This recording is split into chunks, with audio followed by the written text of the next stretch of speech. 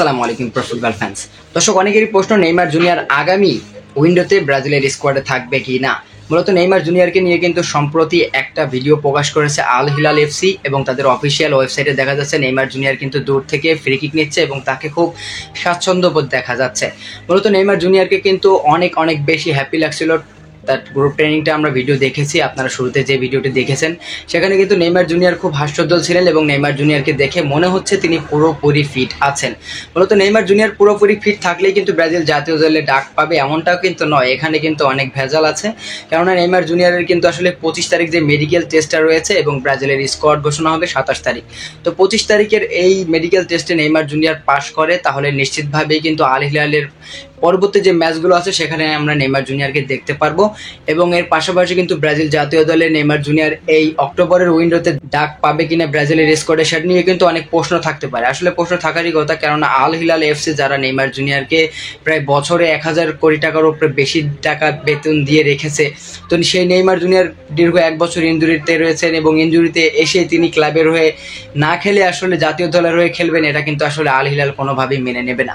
তো সেটাই আসলে ঘটবে, যেটা আসলে ঘটার কথা 25 তারিখ পরে বোঝা যাবে।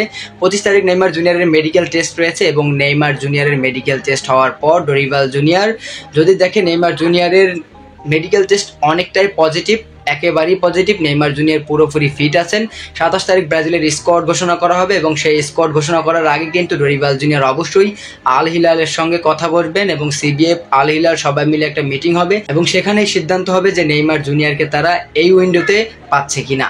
মূলত এটাই হলো সবচেয়ে বড় খবর। অনেকেই বলছে নেইমার জুনিয়র অক্টোবরে ব্রাজিলের জার্সিতে মাঠে নামবে, কেউ বা বলছে নভেম্বরে মাঠে নামবে। আসলে এখনো কিন্তু কেউ স্পষ্টভাবে বলতে পারছে না। আমি আবারও বলছি, 25 তারিখ নেইমার জুনিয়রের মেডিকেল টেস্ট হবে এবং এই মেডিকেল টেস্ট হওয়ার পরে কিন্তু নেইমার জুনিয়রের যে শারীরিক এখন বর্তমান অবস্থা সেটা কিন্তু জানা যাবে এবং এটা জানার পরে কিন্তু ব্রাজিলের স্কোয়াড ঘোষণা হবে তার 2 দিন পর 27 তারিখ এবং এই 27 তারিখের আগে কিন্তু নেইমার জুনিয়রের রিপোর্ট বের হওয়ার পরে সবাই মিলে একটা মিটিং হবে এবং সেখানেই সিদ্ধান্ত হবে নেইমার জুনিয়র ব্রাজিলের স্কোয়াডে থাকবে কিনা।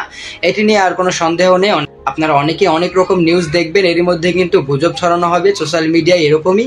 তো আসলে কেউ গুজব কান দিবেন না। আমি যেটা বললাম 25 তারিখ পরে আসলে ফাইনাল সিদ্ধান্ত হবে যে নেইমার জুনিয়র অক্টোবরে ব্রাজিলের জার্সিতে মাঠে ফিরছে কিনা।